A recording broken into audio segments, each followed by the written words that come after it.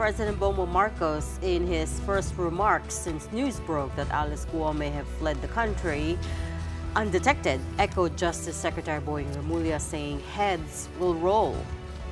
A full-scale investigation on the matter is now underway as authorities look into 3 possible exit points that the former Banban mayor may have taken, 2 in Luzon and 1 in Mindanao. Now, Guo's lawyer, attorney Stephen David, has also begun softening his tune. Up until yesterday, he insisted Guo was in the country, but now even he says he isn't sure. Maricel Halili has the rest of that big story. After the Bureau of Immigration confirmed Alice Guo left the country without passing through the proper channels, President Bongbong Marcos threw down the gauntlet. In a statement, the president said, quote, "The departure of Alice Guo has laid bare the corruption that undermines our justice system and erodes public trust. Let me be clear, heads will roll." President Marcos vowed to expose the culprits who have betrayed the people's trust and those who aided in her flight. He said a full-scale investigation is already underway and those responsible will be suspended and held accountable to the fullest extent of the law. If proven to be true, Alice Guo's escape would be a big blow to the Marcos government, which just recently pledged to ban all pogos in the country. The Presidential Anti-Organized Crime Commission, meanwhile, is looking at 3 possible exit points that Alice Guo may have used. One in the northernmost tip of Luzon, another in the westernmost tip of Luzon, and the last is in the Mindanao backdoor exit. So, given the limited information we have, ASEC, and talagang nahirapan po kami. We were caught off guard. So, obviously, somebody dropped the ball. So, kinakailangan po talaga yung masusing investigasyon dito. PAOK said a lapse this big on the part of concerned agencies could only mean one thing. She got out some way, somewhere, somehow. So, dapat meron pa rin hong nag-trigger na government agency to conduct the reports. Dapat po, yung ating mga air transportation regulatory offices, dapat po nakapag-trigger ng report po yan. Ngayon, kung dumaan man po yan, maritime vehicle vessels natin, dapat din ho, merong na-trigger din po na reportorial mechanism doon sa mga maritime regulatory agencies natin. So, somewhere along the line, meron ho talagang nagpabaya rito. So, it may be a matter of may tumulong or may nagpabaya.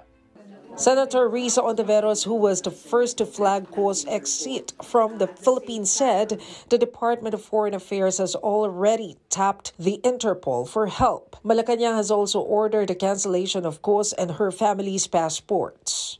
I have information from them that in fact, yung Philippine passports nina Guo Huaping o Alice Leal Guo kasama na nina Sheila Leal Guo, Wesley Leal Guo at Catherine Cassandra Leong ay in fact ni-report na nila sa Philippine Center for Transnational Crime, Interpol, para sa appropriate action nila. So itinaas na rin po hanggang sa level ng Interpol. Implication yan ay hindi lang mahihirapan kundi totally mapipigilan na magamit pa yung Philippine passports nila.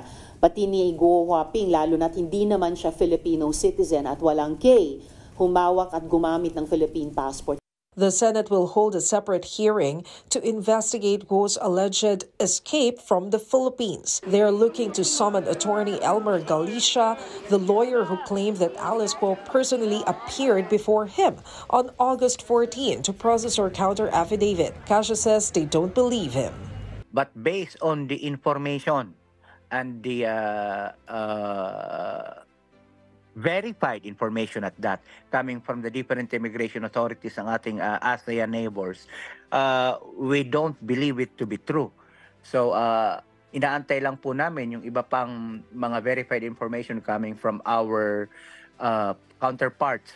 And once we get those, we would have enough to be able to file a criminal charge as well against Attorney Galica. Kasi lalabas doon na nagsisinungaling pa po talaga siya. Meanwhile, attorney Stephen David had this to say about his client. As of yesterday, humingi nga ako ng proof na nandito siya. Wala pa akong makuhang positive response. Ako, hindi ko na rin alam kung nasaan siya. Pero as of this week, yesterday, sinasabi niya this past few days na nandito siya and back up by the notary. Ako mismo, gusto ko rin naman malaman kung nasaan siya para mapaprotektahan ko siya legally. Despite the new questions that have surfaced, David believes Guo still has a fighting chance in court. Ako naniniwala na legally defensible yung mga cases niya. Tapos nakikita ko, naintindihan ko kung gaano katindi, kahirap ang dinadaanan niya. For News 5, Maricel Halili, We Are One News.